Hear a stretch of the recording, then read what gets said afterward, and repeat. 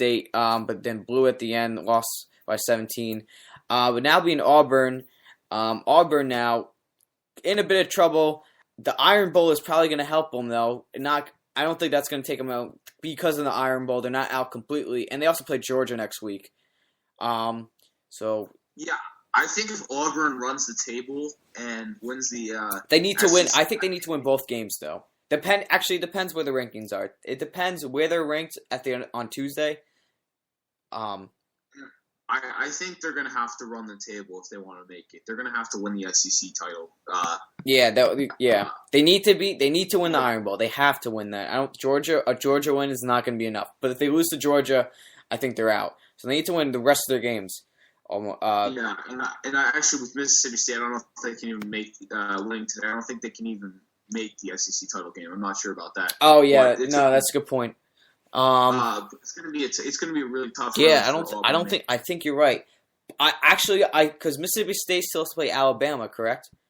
Yeah, Mississippi State plays Alabama next week. So if let's say Alabama beats Mississippi State, so both teams will have one loss. If Auburn beats Alabama, and if Mississippi State, they still have to play Ole Miss too. So Mississippi State loses to Ole Miss, then Auburn will take that spot in the SEC West and then play in the SEC title game. So it's going to look very hard for all. Bottom line, it's hard for Auburn, but it's still a shot. That's what we're saying. We knew. Auburn fans are connecting that and realizing they got a good shot. They still not a good shot, but they still have a shot.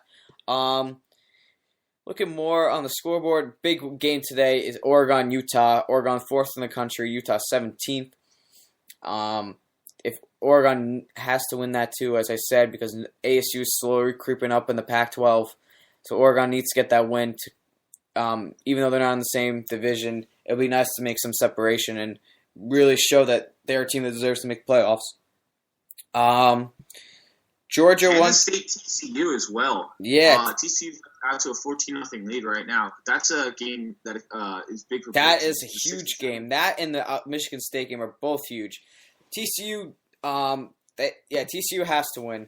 They a team that's they're in the Big 12 now, but they really have an easy schedule. After this Kansas State game, they got Kansas, Texas, and Iowa State. Kansas State, likewise, they need to win because they have West Virginia, and Baylor actually. So, Kansas State, if they do lose tonight, now 14-0. There's another touchdown for TCU. Wow, breaking news here, guys. Was a 2-yard run for Boykin. Boykin to Porter. Sorry, passing touchdown. Boykin, the touchdown run was the first touchdown of the game. So, so now it looks like TCU is slowly pulling away, but in college football, teams can come back in any moment. But if TCU wins, then TCU, I think this win's more significant to them because their schedule isn't as tough. But Kansas State still has to play Baylor and West Virginia, who are both teams that if they want to make the college football playoff, sitting at 6 and 7, they need to run a table, especially coming from the Big 12. And Kansas State is undefeated right now in the Big 12 against Big 12 teams. They still need to run the table, in my opinion. And then the only other really big game going on right now, Alabama, LSU. Alabama is ranked 5th. LSU ranked 16th. That's still scoreless. Very early in that game. And also tonight is Ohio State, Michigan State. They're playing right now. Michigan State at ranked 8th. Ohio State 14th. Game just literally started a minute ago, so nothing's going on there. Still 0-0. So as we said, it's a big college football week. It's tough. It's going to be interesting to see, when the day ends, where everybody is.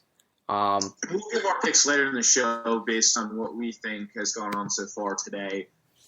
Nick gave his before today because he was unable to join, so his might or may not include Auburn. No spoiler here. But so we'll give our picks a little bit later in the show. But for now, we're going to move on to the next topic. And that's going to be Mark Sanchez. Is going to be the starting quarterback for the Eagles. While Nick Foles is out 6 to 8 weeks with a broken collarbone. Now, Matt, do you think the Eagles can still make the playoffs with Mark Sanchez as the starting quarterback? I mean, he didn't look too bad against the Texans. That's for sure. I mean, he actually had a pretty good game for, just coming right off the bench. 15 for 22, 202 yards, 2 touchdowns. He did have the 2 picks, but that's okay. QBR 53, which is a little above average, which is 50. I mean, it's tough. I think if the Eagles' defense keeps on playing like they've been playing the whole year, then yeah, they still have a good shot. Have a really good shot. I mean, I think Sanchez can carry them. Foles out 6 weeks, right? Is that what we're saying? 6 weeks? 6 to 8 weeks. 6 to 8 weeks. So in we'll say the next 6 games. It's kind of tough. It's all right. They got Carolina, who I think Sanchez can beat. Green Bay, which it really depends. The defense is really gonna have to do well. Eagles defense is really gonna have to do well against Green Bay. It's at Green Bay. Then Tennessee, who I think is an easy win. At Dallas, which will be a big game, and Seattle. And then against Dallas again. So tough schedule for those games. Definitely. It's going to be hard, but I think Sanchez can do it. I actually think he can. I think, I think that the Eagles defense still has to play the way they've been playing. They still have to be, as good as they've been throughout the whole year. They got some easy games in there, but they got some really hard ones. Seattle's a team but Eagles are home against Seattle, and we don't know, Seattle could. We don't know what Seattle. We don't know about Seattle. Seattle, we thought we had it figured out. We thought this was a team that was really dominant, and could not be stopped. Especially after they beat Denver, but they lost, to St. Louis, and really haven't figured it out. Really since that loss. Had 2-game win streaks, but against Carolina and Oakland, barely beating both teams. Play the Giants this week. We'll talk about that later. It's a team they haven't figured out. So it really depends where Seattle is at that point of the year. This could be a team, Seattle may not lose another game for the rest of the year. It's definitely a possibility. But this could be a team that is fighting for that playoff spot. It's just where Seattle is at the time. It depends if Eagles can beat them or not, especially Sanchez. But I think Sanchez, all these games, even with Sanchez, are winnable for the Eagles, in my opinion. And I think they still have a good shot at the division, especially with Romo's issues right now. And really the Giants and the Redskins are kind of both fighting for last place in the NFC East. Really, I don't think they're making that big of a spark in the division race. It's really down to both the Eagles and Dallas, who both have injured QBs right now. Romo is starting, I understand, but he's still hurt nonetheless. It's just gonna, it's definitely possible for Sanchez to beat these teams, in my opinion. And this is a team that, and once Foles is back in the playoffs, we don't know what could happen. But yeah, in conclusion, I think that Sanchez could get some wins within the next 6 games and still bring the Eagles to the playoffs. Have it set for Nick Foles.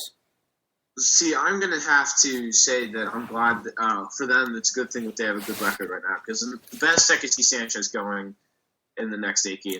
Sanchez is he's an average QB, but he's known. He's been in situations. He's been in big games, 2 AFC Championship games. He's not. This isn't like we're seeing. And it's not like it was the Nick Foles of last year. It's not like they're getting a huge downgrade. Where last year.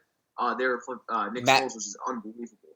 And right. But I think it's an age-old story. We see the backup quarterback comes in, and they play great that week, or they come in. We saw it with Brandon Weeden, I believe it was 2 weeks ago, where he came in when Romo got hurt and did great, and then started the next week, and he's really, really struggled. It's an age-old thing where it happens over and over again. But once teams actually put in a scouting report for you, look at you for the whole week, they see that you're vulnerable and they have a chance to exploit those weaknesses. I think that's something that Sanchez is going to struggle with. I think he's going to throw a lot more interceptions than Foles has been throwing, but I don't think they're going to lose too much. They'll probably turn the ball over more, but I think they're also going to slow the game down a little bit, which might help that defense out even more.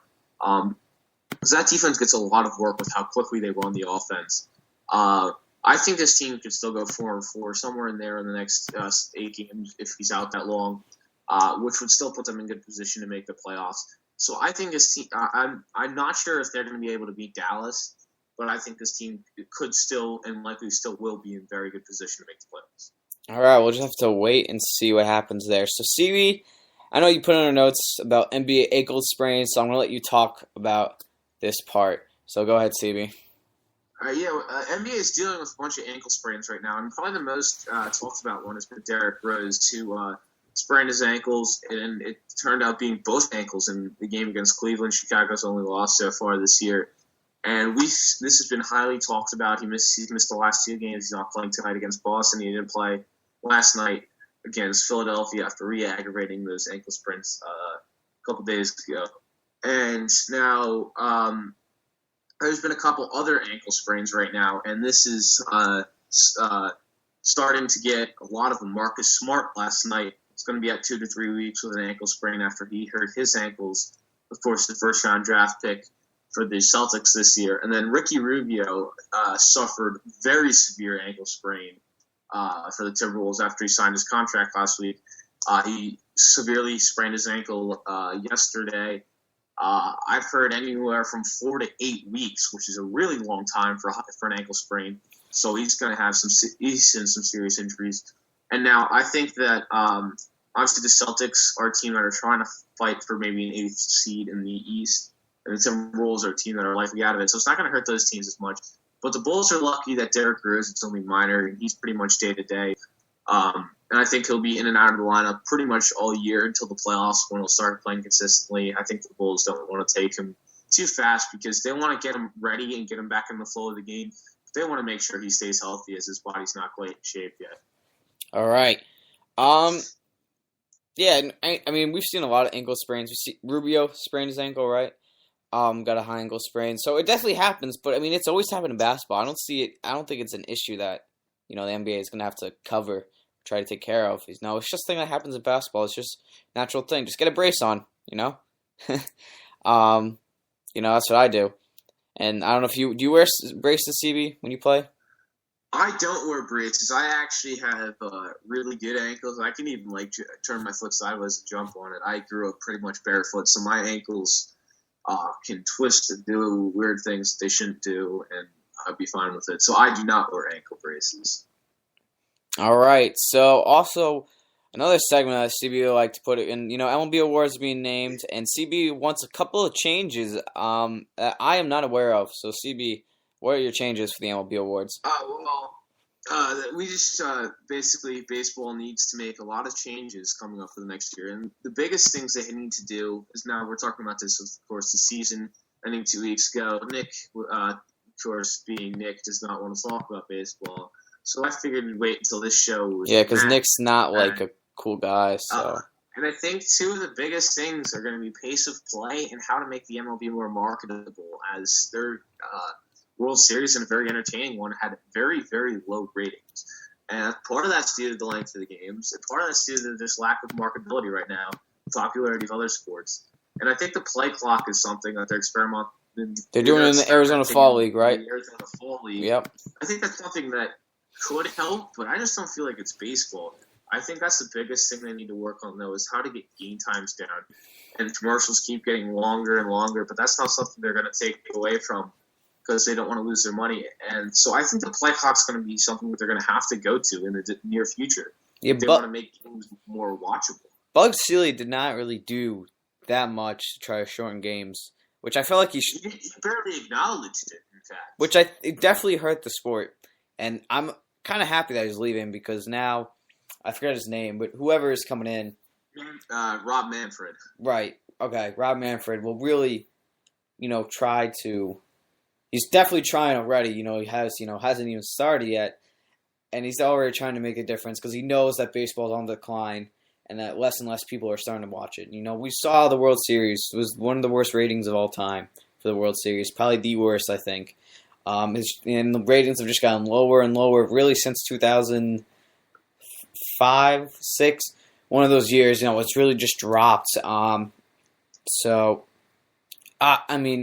think I like the play clock. I understand what you're saying, baseball, these sacred rules that you cannot change, but I feel like they have to do it. It's just something they got to do. Yeah, right now I just don't see any other option. It's hard to think of one, but Buck Silly didn't even try. So I hope Manfred